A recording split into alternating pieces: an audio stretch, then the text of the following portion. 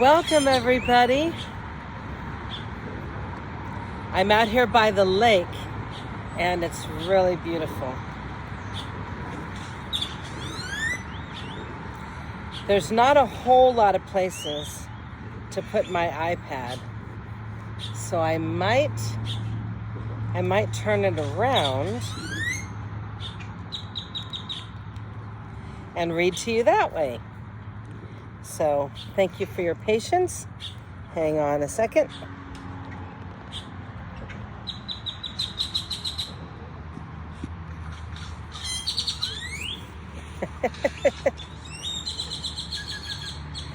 Okay. Today is May 21st.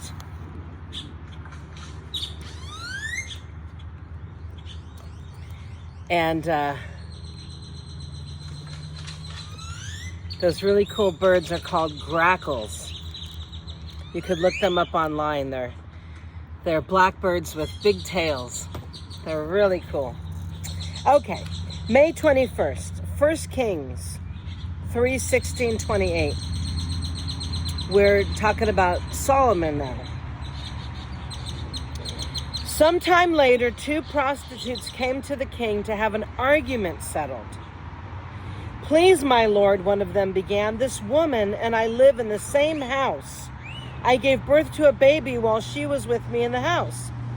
3 days later, this woman also had a baby, and we were alone, and there were only 2 of us in the house. But her baby died during the night when she rolled over on it. Then she got up in the night and took my son from beside me while I was asleep. Oh. She laid her dead child in my arms and took mine to sleep beside her." Ooh, if somebody did that to me. Oh, Lord help me. "And in the morning, when I tried to nurse my son, he was dead. But when I looked more closely in the morning light, I saw that it wasn't my son at all." Then the other woman interrupted, "It certainly was your son, and the living one is mine." "No," the first woman said, "the living son is mine, and the dead one is yours." And so they argued back and forth before the king. Then the king said, "Well, let's get the facts straight. Both of you claim the living child is yours, and each says that the dead one belongs to the other. All right, bring me a sword." So a sword was brought to the king. Then he said, "Cut the living child in 2 and give half to one woman and half to the other."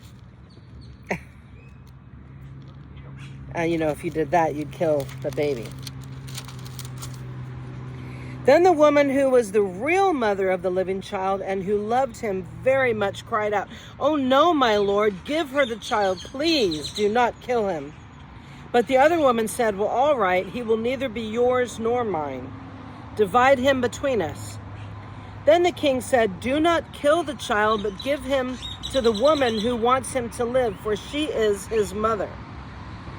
When all of Israel heard the king's decision, the people were in awe of the king, for they saw the wisdom that God had given him for rendering justice.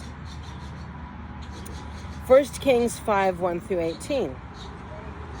Preparations for building the temple. King Hiram of Tyre had always been a loyal friend of David. When Hiram learned that David's son Solomon was the new king of Israel, he sent ambassadors to congratulate him. Then Solomon sent this message back to Hiram: "You know that my father David was not able to build a temple to honor the name of the Lord his God because of the many wars waged against him by surrounding nations. He could not build until the Lord gave him victory over all of his enemies. But now the Lord my God has given me peace on every side, and I have no enemies, and all is well. So I am planning to build a temple to honor the name of the Lord my God, just as he has instructed my father David. For the Lord told him, 'Your son, whom I will place on your throne, will build the temple to honor my name. Therefore, please command that cedars from Lebanon be cut for me. Let my men work alongside yours, and I will pay your men whatever wages you ask. As you know, there is no one among us who can cut timber like you Sidonians.' Then Hiram received Solomon's message, and he was very pleased, and he said, Praise the Lord today for giving David a wise son to be king of the great nation of Israel." Then he sent this reply to Solomon: "I have received your message, and I will supply all the cedar and cypress timber you need. My servants will bring the logs from the Lebanon mountains to the Mediterranean Sea, and make them into rafts and float them along the coast to whatever place you choose. Then we will break the rafts apart so you can carry the logs away. You can pay me by supplying me with food for my household." So Hiram supplied as much cedar and cypress timber as Solomon desired. In return, Solomon sent him an annual payment of 100,000 bushels of wheat for his household and 110 gallons of pure olive oil. So the Lord gave wisdom to Solomon, just as he promised.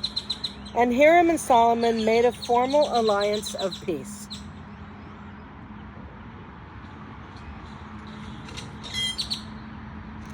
I wonder what these birds are saying.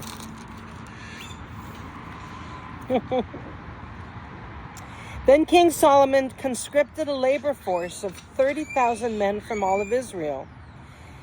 He sent them to Lebanon in shifts, 10,000 every month, so that each man would be 1 month in Lebanon and 2 months at home. Andram was in charge of this labor force. Solomon had also had 70,000 common laborers, 80,000 quarry workers in the hill country, and 3,600 foremen to supervise the work. At the king's command, they quarried large blocks of high-quality stone and shaped them to make the foundation of the temple. Men from the city of Gebel helped Solomon and Hiram's builders prepare the timber and stone for the temple. 2 Chronicles 2, 1 through 18. Isn't it beautiful? Solomon decided to build a temple to honor the name of the Lord, and also a royal palace for himself. He enlisted a force of 70,000 laborers, 80,000 men to quarry stone in the hill country, and 3,600 foremen. Solomon also sent this message to King Hiram at Tyre: "Send me cedar logs as you did for my father David when he was building his palace. I am about to build a temple to honor the name of the Lord my God. It will be a place set apart to burn fragrant incense before him, to display the special sacrificial bread and to sacrifice burnt offerings each morning and evening on the Sabbaths, at new moon celebrations, and at the other appointed festivals of the Lord our God. He has commanded Israel to do these things forever. This must be a magnificent temple because our God is greater than all other gods." Yes, he is. "But who can really build him a worthy home? Not even the highest heavens can contain him. So who am I to consider building a temple for him, except as a place to burn sacrifices to him? So send me a master craftsman who can work with gold, silver, bronze, and iron, as well as with purple, scarlet, and blue cloth. He must be a skilled engraver who can work with the craftsmen of Judah and Jerusalem, who were selected by my father David. Also send me cedar, cypress, and red sandalwood logs from Lebanon, for I know that your men are without equal at cutting lumber in Lebanon. I will send my men to help them. An immense amount of timber will be needed for the temple I am going to build with very large and magnificent. It will be very large and magnificent. In payment for your woodcutters, I will send 100,000 bushels of crushed wheat, 100,000 bushels of barley, and 110 gallons of wine, and 110 gallons of olive oil." Wow. Imagine the grocery bill on that. That's a lot. King Hiram sent this letter to reply to Solomon: "It is because the Lord loves his people that he made you their king. Praise the Lord, the God of Israel, who made the heavens and the earth. He has given King David a wise son, gifted with skill and understanding, who will build a temple for the Lord and a royal palace for himself. I am sending you a master craftsman named Hiram Abi, who is extremely talented. His mother is from the tribe of Dan in Israel, and his father is from Tyre. He is skillful at making things from gold, silver, bronze, and iron, and he also works with stone and wood. He can work with purple, blue, and scarlet cloth and fine linen. He is also an engraver and can follow any design given to him. He will work with your craftsmen and these appointed by my lord David your father. Send along the wheat, barley, olive oil, and wine that my lord has mentioned. We will cut whatever timber you need from the Lebanon mountains and will float the logs in rafts down the coast of the Mediterranean Sea to Joppa. From there you can transport the logs up to Jerusalem. Solomon took a census of all foreigners in the land of Israel, like the census his father had taken, and he counted 153,600. He assigned 7,000 of them as common laborers, 80,000 as quarry workers in the hill country, and 3,600 as foremen. 1 Kings 6, 1-13. Solomon builds the temple. It was in mid-spring in the month of Ziv, during the 4th year of Solomon's reign, that he began to construct the temple of the Lord. It was 480 years after the people of Israel were rescued from their slavery in the land of Egypt. The temple that King Solomon built for the Lord was 90 feet long, 30 feet wide, and 45 feet high. The entry room at the front of the temple was 30 feet wide, running across the entire width of the temple. It projected outward 15 feet from the front of the temple. Solomon also made narrow recessed windows throughout the temple. He built a complex of rooms against the outer walls of the temple, all the way around the sides and rear of the building. The complex was 3 stories high, the bottom floor was 7.5 feet wide, and the second floor 9 feet wide, and the top floor 10.5 feet wide. The rooms were connected to the walls of the temple by beams resting on ledges built out from the wall. So the beams were not inserted into the wall themselves. The stones used in the construction of the temple were finished at the quarry, so there was no sound of hammer, axe, or any other iron tool at the building site. The entrance to the bottom floor was on the south side of the temple. There were winding stairs going up to the second floor and the other flight of stairs between the second and third floors. After completing the temple structure, Solomon put in a ceiling made of cedar beams and planks. As already stated, he built a complex of rooms along the sides of the building, attached to the temple walls by cedar timbers. Each story of the complex was 7.5 feet high. Then the Lord gave this message to Solomon: concerning this temple you are building, if you keep all my decrees and regulations and obey all my commands, I will fulfill through you the promise I made to your father David. I will live among the Israelites, and I will never abandon my people Israel. 2 Chronicles 3, 1-14. So Solomon began to build the temple of the Lord in Jerusalem on Mount Moriah, where the Lord had appeared to David his father. The temple was built on the threshing floor at Araunah, the Jebusite, the site that David had selected.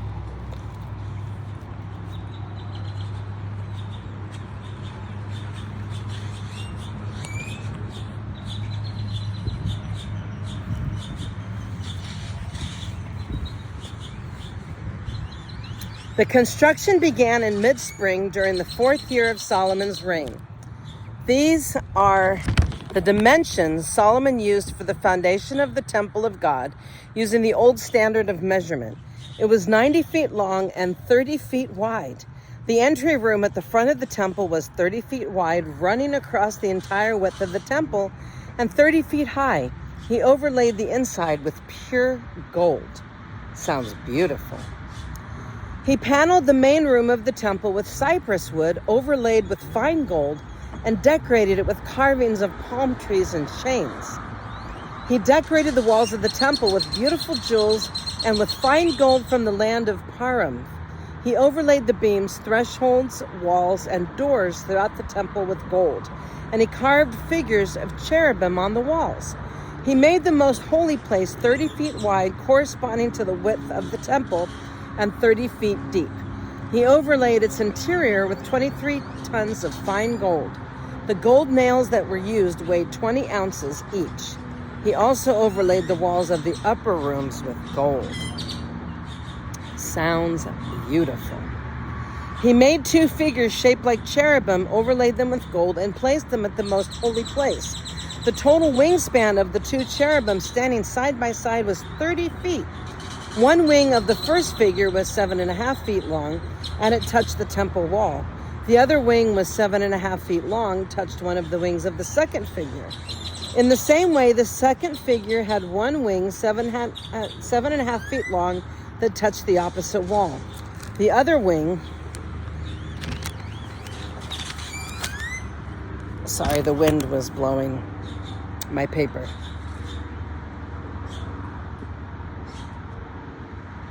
The other wing was also 7.5 feet long, touched the wing of the first figure.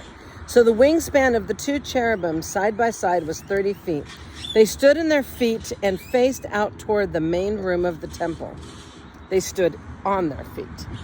Across the entrance of the most holy place, he hung a curtain made of fine linen, decorated with blue, purple, and scarlet thread, and embroidered with figures of cherubim.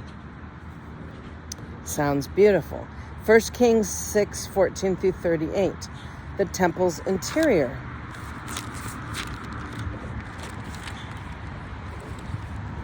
And the wind is not cooperating with me. Hang on a minute. I am sorry, but I am doing everything with one hand. Okay. 1 Kings 6:14 through 38, the temple's interior. So Solomon finished building the temple. The entire inside from floor to ceiling was paneled with wood. He paneled the walls and ceilings with cedar, and he used planks of cypress for the floors. He partitioned off an inner sanctuary, the most holy place, at the far end of the temple. It was 30 feet deep and was paneled with cedar from floor to ceiling. The main room of the temple, outside the most holy place, was 60 feet long. Cedar paneling completely covered the stone walls throughout the temple, and the paneling was decorated with carvings of gourds and open flowers. That sounds beautiful. He prepared the inner sanctuary at the far end of the temple, where the Ark of the Lord's covenant would be placed.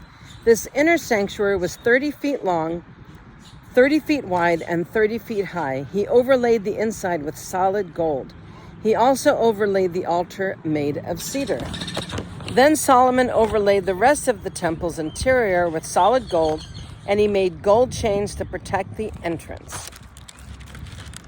Okay, I gotta turn the page. And I'm doing it with one hand. So hang on a minute.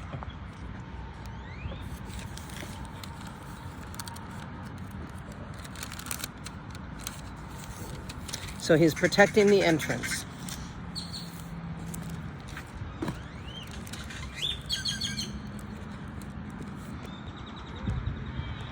Okay, let me try. Let me come over here so you can see the lake. He's protecting the most holy place. So he finished overlaying the entire temple, including the altar that belonged to the So he finished overlaying. I'm sorry. I need to put my iPad down. I can't do this. I cannot do this, and I can't do this with one hand.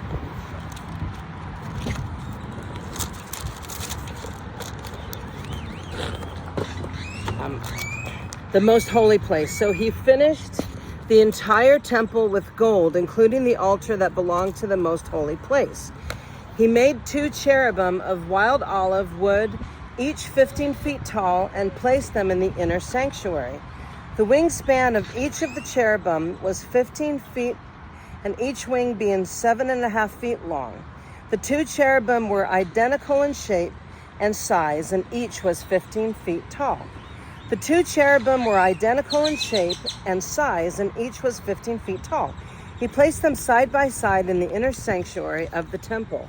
Their outspringed wings reached from wall to wall, while their inner wings touched at the center of the room.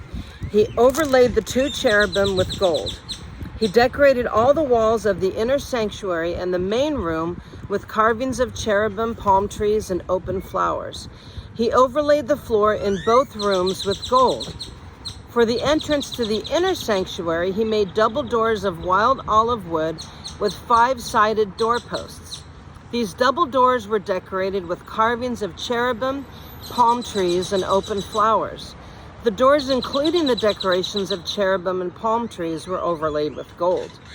Then he made 4-sided doorposts of wild olive wood for the entrance of the temple. There were 2 folding doors of cypress wood, and each door was hinged to fold back upon itself. These doors were decorated with carvings of cherubim, palm trees, and open flowers, all overlaid evenly with gold.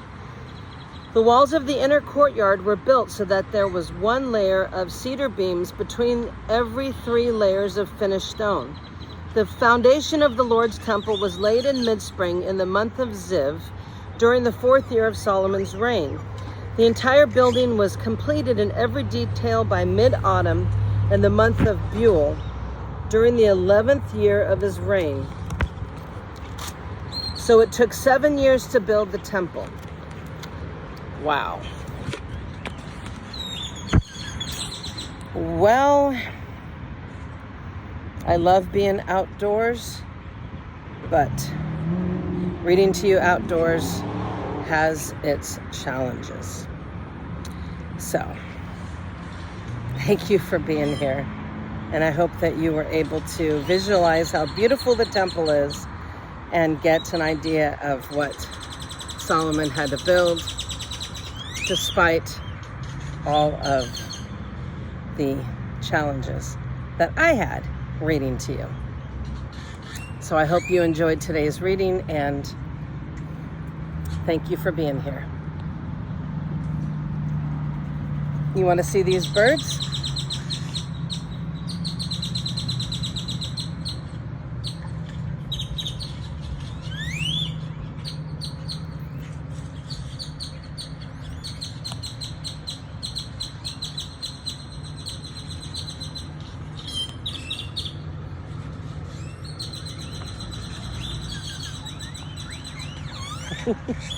Oh, there they are. They're up there in the trees. Can you see them?